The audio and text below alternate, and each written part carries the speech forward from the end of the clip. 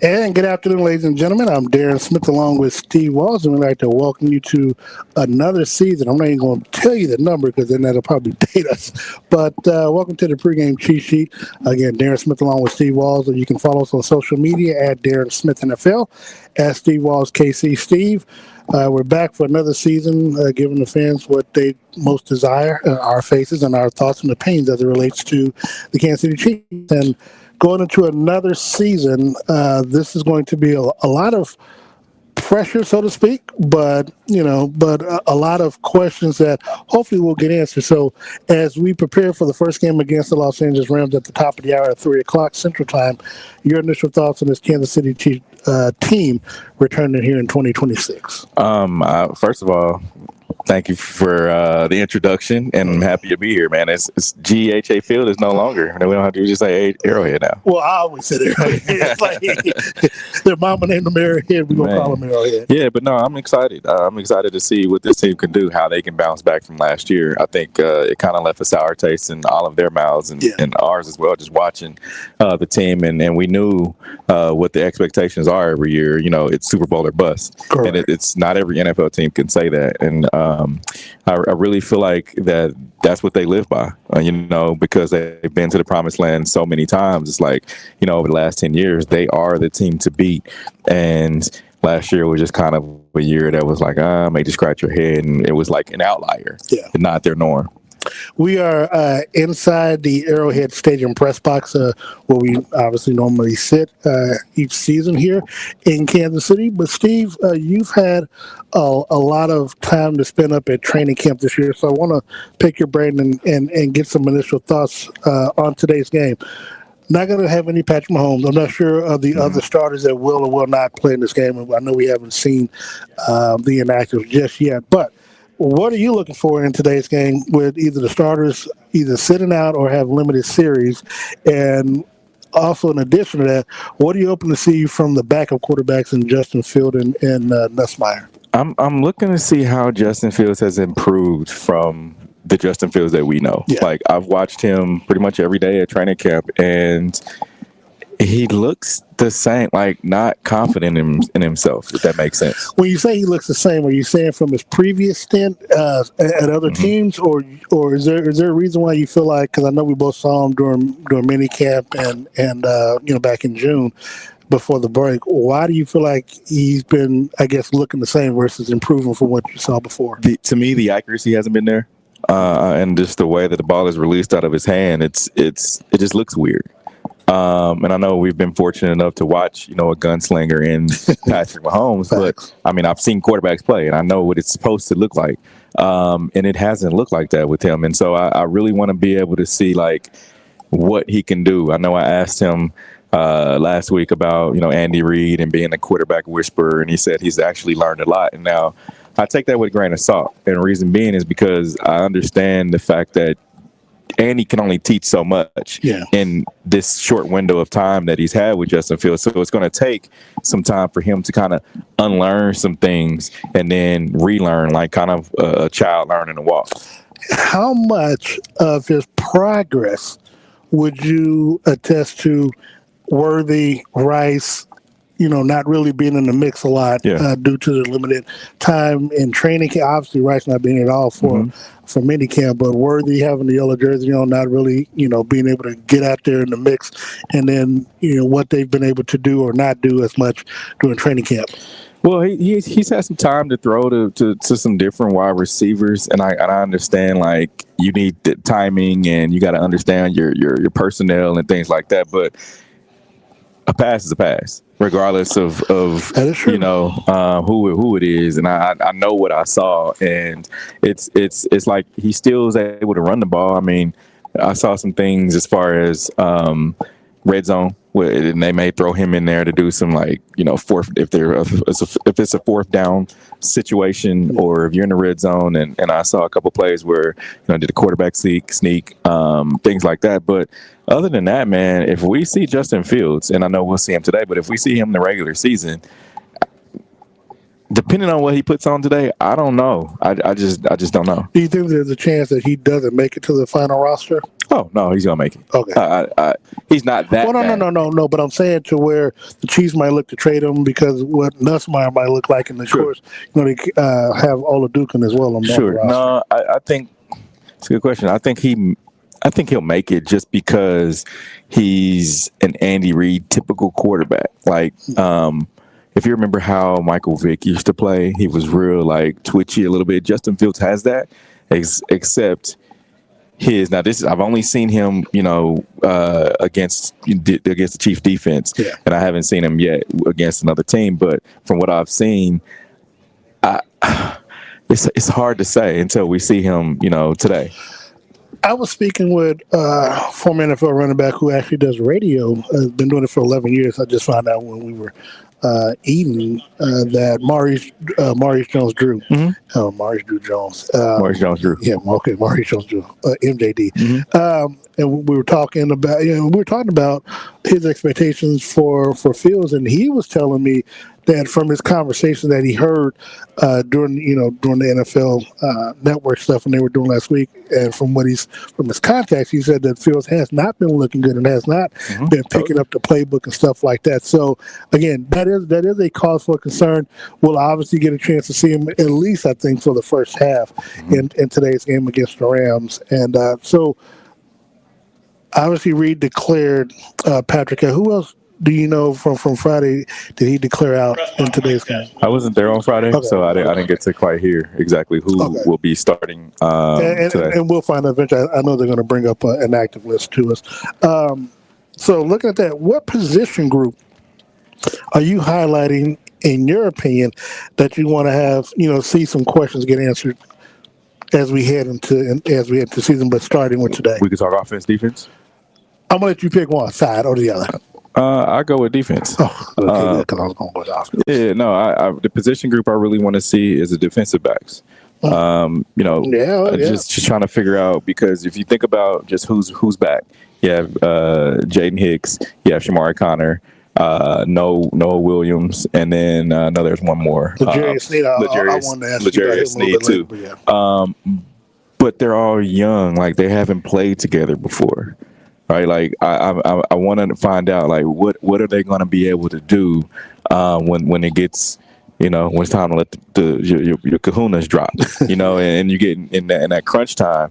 So I really want to be able to see because you got some guys like Alohi Gilman that when I asked him how was the defensive back room, he said everybody's quiet. Shamar kind of second that information as well, and I kind of scratched my head. I'm like, when have you heard of a defensive back room being quiet? Like they're always the other than wide receivers, they're the outgoing. We've been in the Chiefs locker room with those guys over in that corner. I mean, and so Spags, and when I asked Spags about the defensive backs, he said that they're not picking it up as fast as he would like them to. And and that's the one thing to piggyback off of that.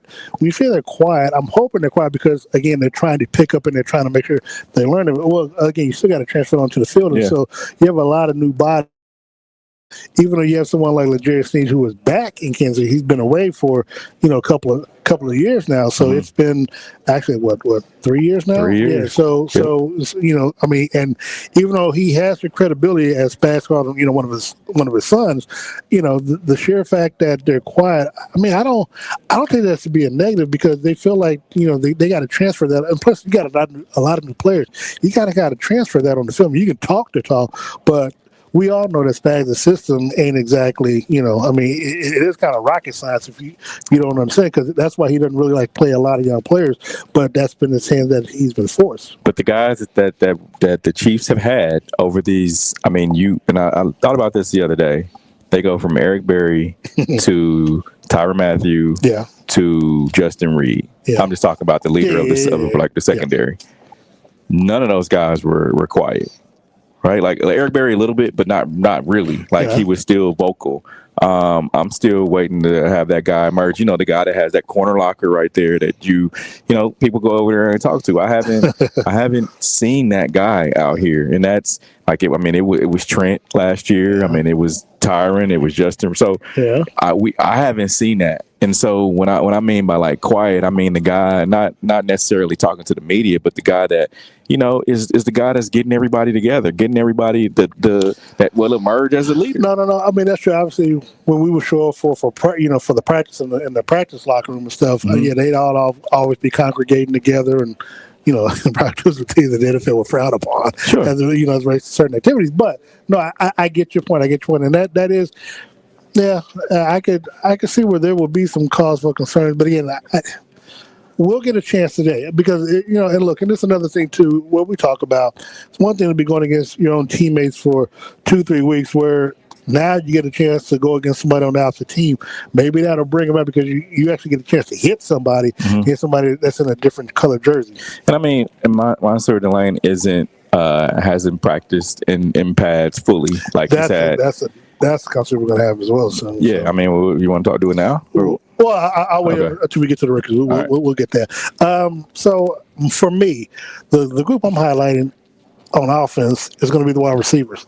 I mean, look, and I'm pretty sure a lot of Chiefs fans have a lot of questions about it because, again, talking to Maurice, we were talking about the wide receiver and how the fact that Mahomes has been blessed with the receivers, but like these last couple of seasons, both Rashee Rice and Xavier Worthy, they've either been both injured, and in Rice's case, he had the injury on top of the suspension and stuff, and so it's like they haven't really been out on the field consistently enough, and play at a high level together that that you get a chance to see just how well that they can actually be with Mahomes and as quarterback. And look, I've been on record over the last year, and you may have been as well, but I don't speak for you in this regards that I don't think that the Chiefs are going to re-sign Rashee Rice in this offseason, because I mean, we just saw these wide receivers getting $35-40 million. I can't see the Chiefs breaking the bank on a wide receiver like that, especially one that's has some issues off the field. And so I've been on record saying that I think that if he has a big year, he'll get a big contract. It'll just be somewhere else. But if he has a big season, I think the Chiefs have a big season because that means that he's doing something that's helping Mahomes, is helping the offense, and that's gonna translate to a big contract with another team. Your thoughts? Yeah. When you think about the wide receiver core, I really think that over this past couple of years, I mean, Patrick didn't have a good year last year, so I think as a whole, when you look at last year, one's going to equal the other, right? Yeah. Like if Patrick's not having a good year, then of course the wide receivers aren't going to have a good year.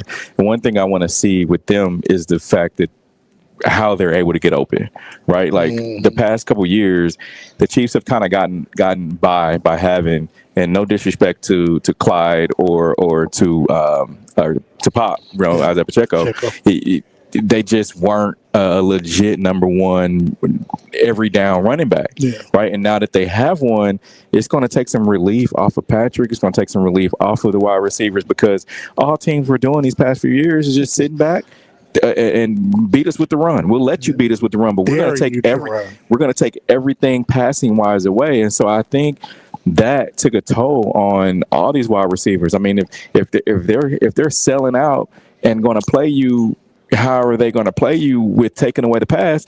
What can you do? Yeah, no, I agree with that. I tell people all the time, and people just thought, a lot of people didn't think I didn't like Magnay. I just didn't like the play calling, and and as such, I always felt that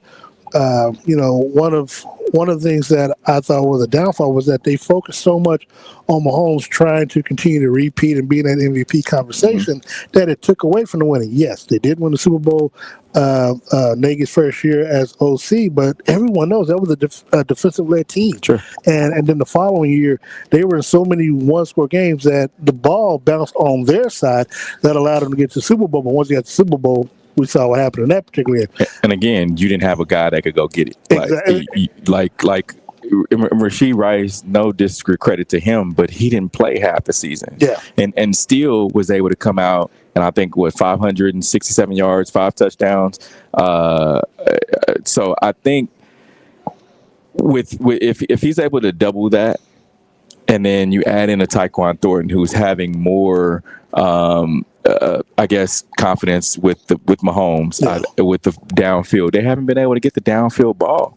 Like it was kind of sparse last year. I mean, you saw it some, you didn't see it some games. You really saw with Taekwon, but even then, Mahomes would overthrow him, and then the second go around is when he would connect, and that was another thing, obviously, to where they just weren't on the same page. And it's funny because when you talk about that, they were working with Mahomes in the offseason of those the previous years, but it just didn't translate onto the field. Yeah, and Xavier Worthy, he's supposed to be.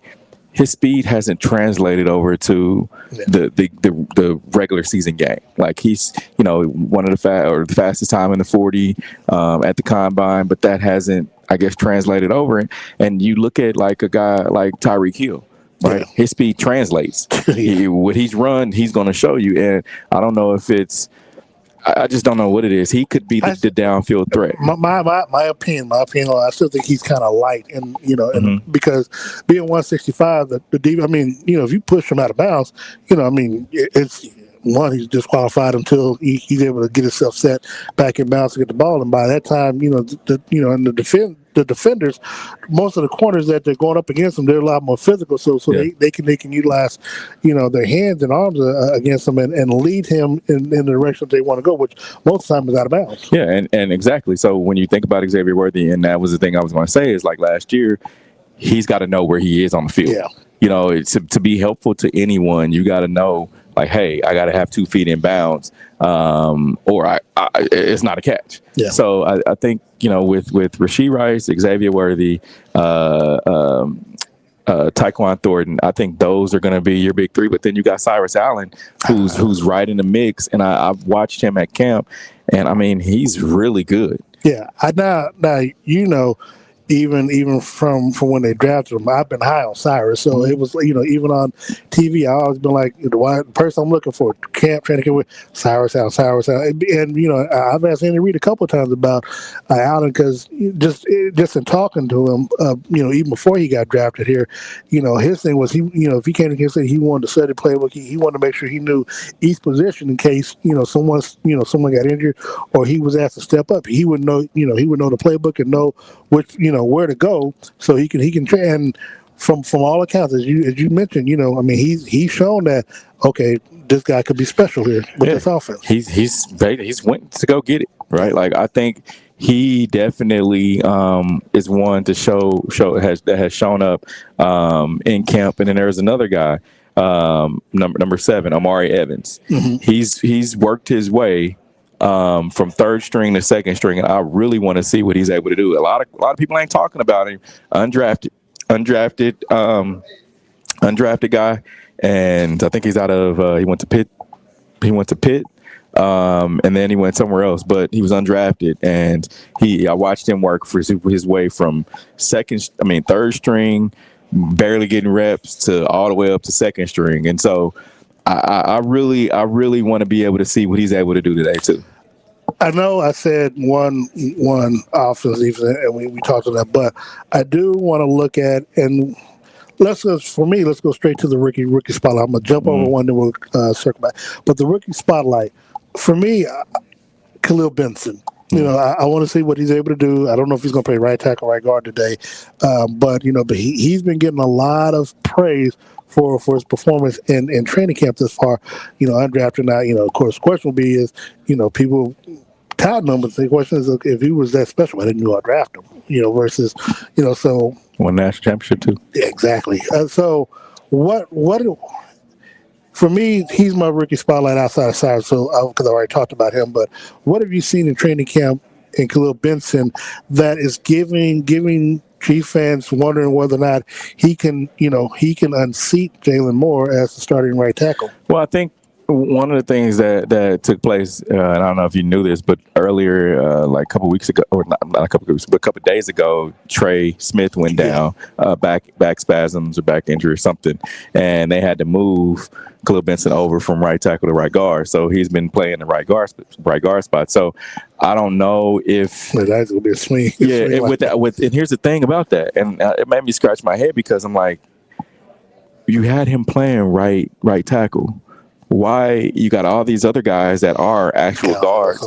Why didn't you slide them in? So that made me think, like, I think they feel like he's their next one up, like, the sixth man, so to speak.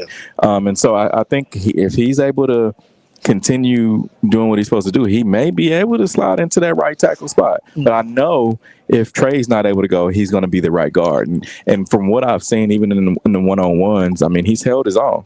He hasn't been one of those, those red flags. He's like, he can't block nobody.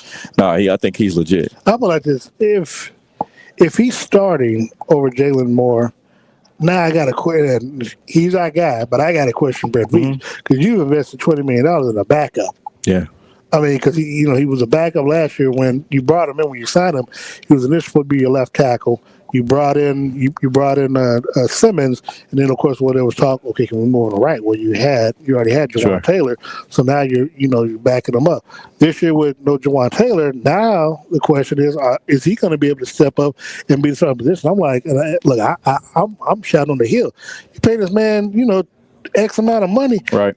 How is he not going to be starting over, with a undrafted rookie behind, So if that happens, I got to look at Brett Veach. And one of the things too is size. Like we've been talking the past couple of years, at least last year, about how small Josh Simmons we think that he is. He look like Aaron Donald right now. Yeah, and I mean, of course, he's gotten bigger. Like from when we saw him at OTAs, he's put on. I mean, he's definitely bigger. His arms are smaller. Now it looks like he's ready to play some football. But Khalil Benson, man, they got him at 6'6". He's every bit of 6'6", 300 plus. Like he's a big dude. And so if you put him out there at right tackle with him and Trey Smith, I know that side of the line, it's going to be some problems. Okay, well, look, that's what we want to hear. We are live inside the Arrowhead Press Box. Darren Smith along with my guy, Steve Walls, here with the pregame cheat sheet. Kickoff is about 30 minutes away. You can watch the game on your local NBC chat. Well, I know they're showing the game, I think, on Channel 41 here, but also I think ESPN or the NFL, they're one of them doggone channels. But Steve, this question I was asking you before we came on air. Give you some time to think about it. I want to see how good you are because I asked Maurice Jones-Drew this, and he told me what he thought. But then when I went, he was like, okay. So who do you think is the biggest offseason acquisition for the Chiefs this season? Kenneth Walker, no doubt. I think he bringing him in teams, and we talked about it a little bit earlier today. Teams aren't going to be able to sit back and make you run the ball. Like there's no reason that they wouldn't. Like you got a former MVP that's back there. You've got to respect it, And I really think that him coming back or him coming here definitely will help. But can I get a B? No. No. We said because you would not take mine. No. I know what you're gonna say. That's what I was going to say. But honestly, Kenneth Walker though, I think that he's definitely he's going to help the team. I mean, that's what they've been missing because mine is Isaiah Pacheco's first year. He came out and was a firestorm. Like nobody figured that this seventh rounder was going to be able to come out. Second season, yeah, I mean, you had the broken fibula and then the shoulder injury, so that kind of took a toll on him. And then he was, no good. So we'll see how he is up in Detroit. But I think Kenneth Walker is definitely and Patrick. It gives Patrick confidence. Facts. Because even when he was asked, like when all else fails, I'm giving it to K9. That's something that I don't think he said since probably Kareem's year in 2018. Obviously, for me. My biggest acquisition is the Chiefs bringing back Eric Bieniemy. Sure. And I say it because obviously when you say Kenneth Walker, I do not disagree because I think with Eric Bieniemy and Kenneth Walker, that's the match made him because of the mentality. Obviously, him coming off a Super Bowl MVP, but for me, it's Bieniemy because of everything that you and I both know has been missing these last 3 seasons, and I appreciate Travis Kelce echoing it in the presser on Friday, where he talked about accountability, and people, a lot of people just feel like accountability is just Eric Bieniemy just yelling at players. No. Eric teaches.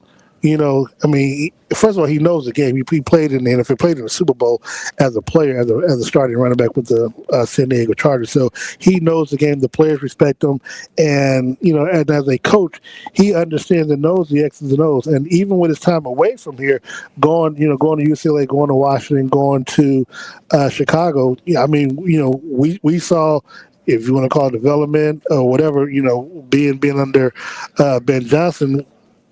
And we saw what he did with those running backs. Of course, he did the same thing with Adrian Peterson when he had him as an AP Player of the Year. I just feel like with him back, on top of the fact that you bring in Kenneth Walker, it forces Andy Reid to take a step back.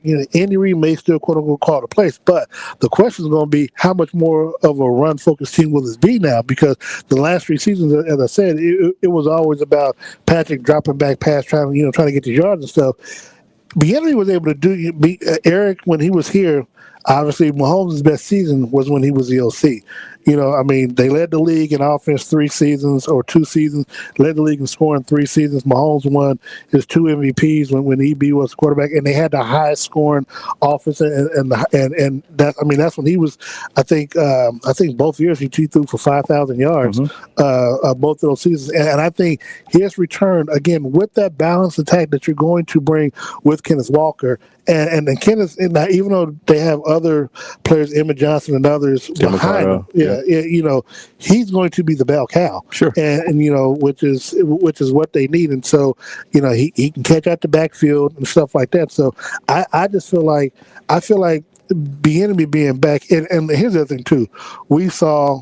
With the personal situation that took place for him, where he had to be away for 2 weeks, we saw how much Chiefs Kingdom felt like Eric being gone was missed, because the moment he came back, or there was reports that he's watching the practice on the stream and calling Andy and say, hey, this needs to be, and then you have the substitute teachers who I call trying to mimic, Eric, trying to hold these players accountable, whatever. But the sheer fact that Travis says that, he and others in that position the last 3 seasons did not hold each other accountable, and knowing that that's what they know that they need to do to get back on the right track, man, you can't. I mean, you can't buy that, and it's.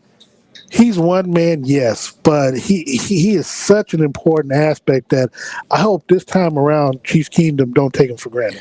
Yeah, it's the trickle down effect. You got somebody that is not going to let you just get by. And when you think about last year and the fact of them just getting by, I think that's kind of what caught them up. Like, you're just getting by with running back. You're just getting by with not having a legit number 1 wide receiver. You're just getting by with, offensive coordinator, right? Like, that was just getting by. And Eric Bieniemy won't allow you to just get by. Like, you see him pull Kenneth Walker to the side. Like, no, he's treating everybody on the same level. Well, and not to cut you off, one of the things that we saw with Nagy, is, and again, it's a difference of who they are as players and coaches. He has the mindset of a quarterback, because he was a quarterback. You know what I'm saying? So he's not. So the running game is not a focus, but also chumming around with your quarterback and stuff like that, where you're not trying to get him upset.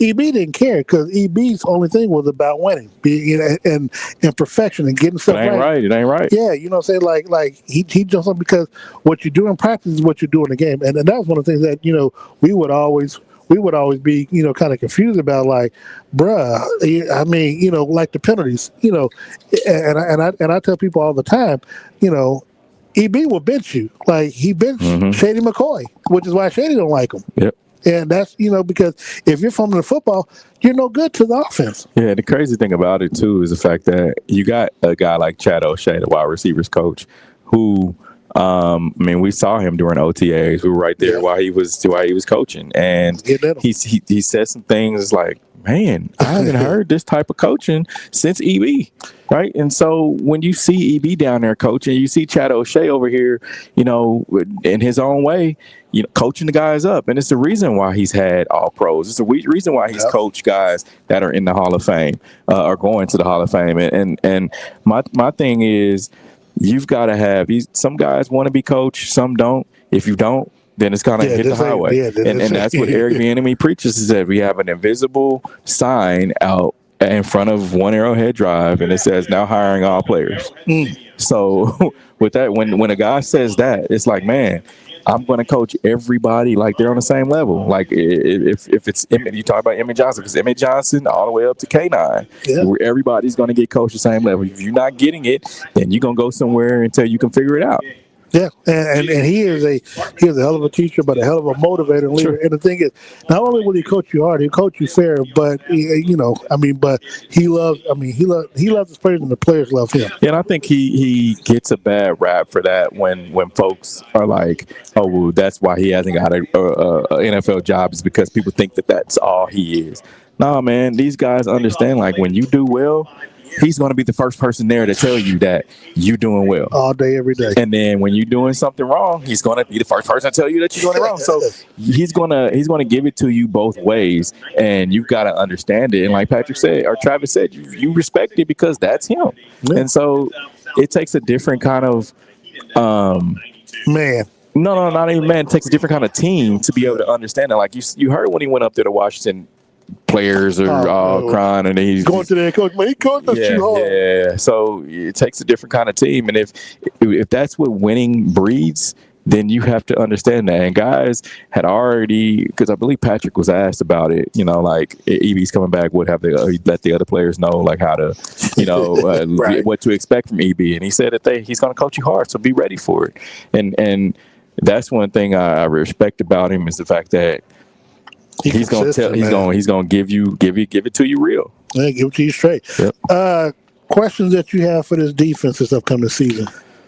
Man, like I said, the secondary. I think when you look at how this team and the folks that they lost, I really want to see this secondary figure it out. Like you lose Trent McDuffie, a guy that, and Jalen. Yeah, Jalen Watson. I think we got to see them after the game because they're here. Mm-hmm. Hopefully they're here. Yeah, so it's those guys are definitely one of the ones that you like, bruh. you not here anymore. So who's gonna step up and kind of not replace them, but yet still replace them? Yeah, because you got to fill those voids. And then secondary, I don't think Jaden Hicks had taken that next step that he should have. Brian Cook did. When Justin Reed was gone last year, Brian Cook stepped up for the most part. Now, a lot of his play when Justin Reed was here was because how Justin Reed played. And we've got to figure out who's going to be the physical aggressor out there, because, of course, we had Tyron, who was going to lay his body on the line now. You say he took some business decisions, whether he did or he didn't. I didn't say that. No, he did. After that one, he was like, he took the 2021 year they lost in the Super. He was like, he's making business decisions.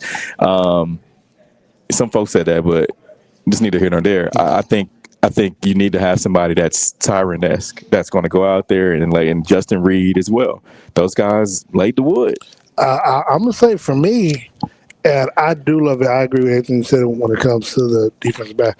But to me, it's got to start up front, man. Mm-hmm. I mean, you look at Chris Jones as well as George Karlaftis. Both of them had 6.5 sacks last year, man. Mm-hmm. I mean, that was a down year. Obviously, some of it was from injury, stuff like that. And then, Chris talked about, I chuckled and I posted on somebody when he talked about, he hopes Andy doesn't play the veteran. I'm like, bro, you had 6.5 sacks. You had no time off. Like, I mean, you need to play, Yeah. And so, you might have an argument about that. But I mean, to be honest, I need to see how they bounce back from last year's play. Yeah. Because again, if you can't stop the run, and obviously the thing that looked bad for Chris was when we was in Jacksonville in that last play where he was caught walking, and of course the touchdown went by him and stuff like that. So hopefully, I've always been in the mindset for Chris. He's always talked about he wants to be a defensive player of the year, and always been in that conversation.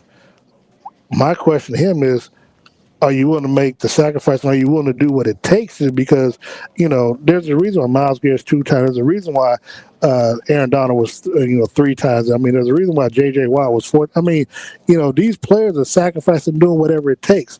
Are you willing to do that? I mean, because, look, we remember, I think, camp last year where he jumped on George about, getting paid in the sacks or whatever, and then both had 6.5 sacks in the fall. Yeah. I mean, you can't do this. So for me, I want to see how those two bounce back this upcoming season. Yeah, and then you got a rookie, and when you talked about rookie watch, I think Peter Woods. He's a guy that I watched throw Trey Smith to the ground. You don't see that. Yeah. So I dude is a beast, and Tyrann Mathieu talked about him earlier this week. He was like he's a mimic of Aaron Donald. Like, and I'm looking at him and I'm like, yeah, I can kind of see it. But of course, all of that has to translate over here. But yeah, the defensive line, I think Felix is being a contract year.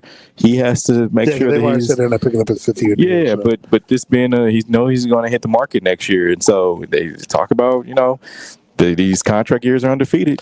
Always. So I think he's going to be another one. But then George, you had 10 sacks your rookie year? And I know he had 10 sacks a couple seasons ago when he got the extension. Yeah, so he's got to show that he can play some football. Yeah, otherwise, like they extended you, but didn't extend Leo or Trent. Trent. Yeah, you got Leo that didn't get money. So you got to show the reason why they paid you. Gotta ask this, Steve. Because we don't really we touch on the special teams during the season, but with the extended off season, what do you expect from a healthy, well rested Harrison Butker this upcoming season, especially without the distraction? And we know what that was last year. Yeah, he talked about the fact that he's practicing different. He's not just waiting on his turn. He's treating training camp every day like a game. Like he'll go through his regular progression and different things, and then when he goes in, it's time to kick. He'll come back off, do the same things over, and then go in and kick again, and kind of work his way around when it's his time to kick. So I think we'll see how this. Yeah, of course, he's playing in training camp because they don't have a kicker coming in or nothing like that. Not that I know of, but I think Harrison Butker will be fine. Last year, I think it's just a bad year for everybody, man. Yeah. He wasn't the same. I mean, he was battling some injuries with his leg and all that stuff. So I think with the healthy Harrison Butker, I think he'll be fine. And the crazy thing is, I always think back to the scene in The Matrix. They talk about causality.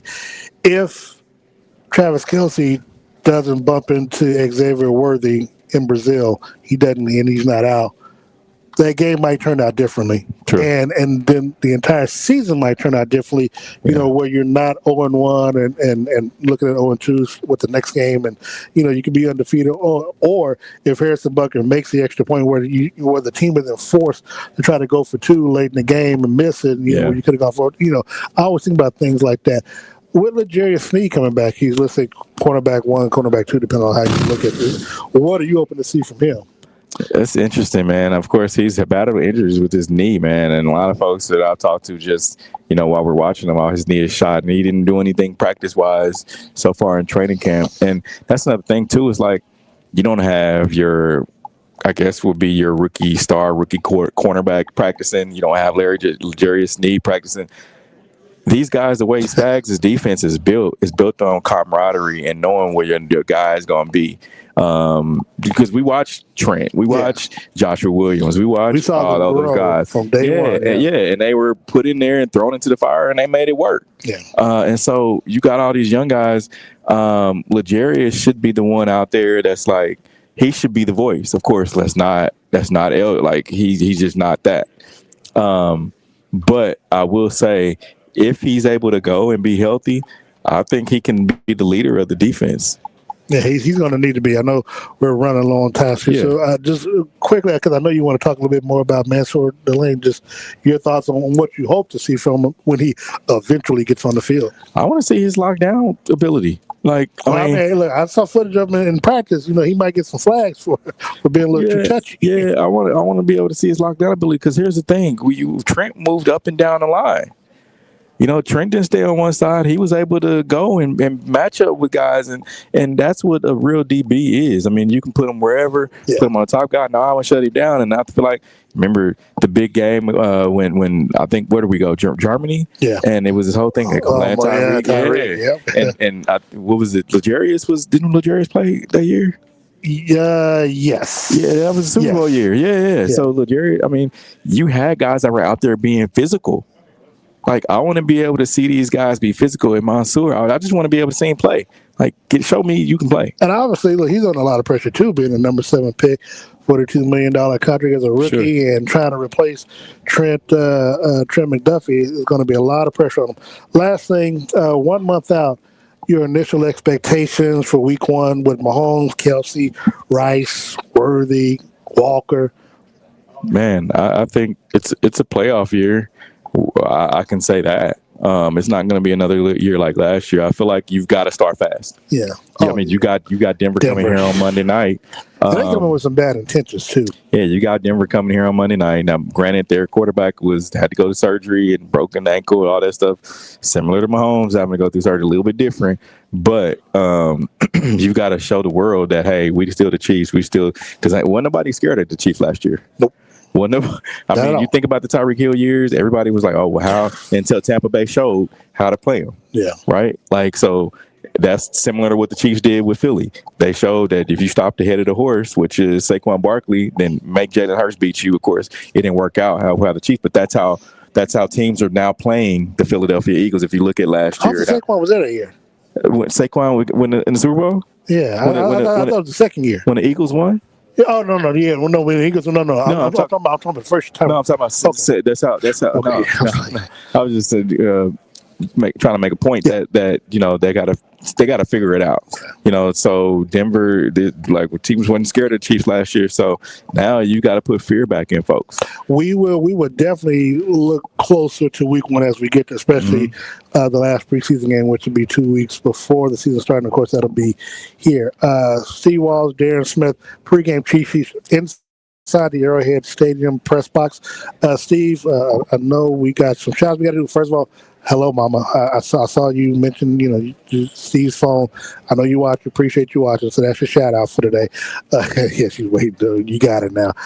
Steve, want to give your sponsors thanks. Thank you to my people over at Dillard's on the Rosa. We appreciate you guys. Man, got $1 million golfing attire on the day. Yeah, we appreciate you for taking care of my game day. Look, man, another year, another ride. Looking forward to it. Yeah, and just thank you guys for following us around every year, man. We from Kansas City to whatever stadium that we're in, and we bring you whatever country we're in. Yeah, we definitely appreciate you guys, hanging out with us each and every week, man. We see you guys' comments and everything like that, so it doesn't go unnoticed. Thank you. And, of course, this upcoming season, we'll have another season of the Red Hour. Definitely look forward to that because we're going to have some lively conversations post-game, when we circle back around covering the team. I also want to give a shout-out to Todd's Closers and Taylor Suits, styling me for another year, and I appreciate that because you didn't have to, and you continue to do so. I think this is what the Chiefs won, 2019 when he went to Miami. So this is year number 7 with he and I. So appreciate that. Thank you so much for trusting me and believing in me for carrying on your tradition. And then also got to give a shout out to Gates Barbecue. I mean, that's where I'll be. That's where probably Steve and I'll be post game today. But located 5 locations across the metro area. They are. You think of Chiefs football, you got to think of Gates Barbecue. So make sure you got your pregame meal, postgame meal, mid-afternoon game. So if you can't get there before the game, go there afterwards. But for Steve Walls, I am Darren Smith. Make sure you follow us on social media at Steve Walls KC, at Darren Smith NFL. I think we'll be back postgame. Just give you our initial thoughts, of what we see for the first game. And, those of you all who finished the game, with a lot of backups, 4th, 5th string or whatever, join us post-game. We'll bring you Andy Reid's comments post-game in the press conference. And then, so Steve, any final words? That's it, man. All right, so make sure you follow us. Make sure on Saturday mornings you tune in at 11 a.m. to the W Show on 100.1 FM. 100.1 FM. Or right here, wherever you're watching. Yeah, you can catch my guy on here. And of course, the Ship with Darren Smith on Fox Sports Radio, KOKC 106.7 FM and 1540 AM. So for Steve Walls, I am Darren Smith. Thank you so very much for joining us. We'll see you next week.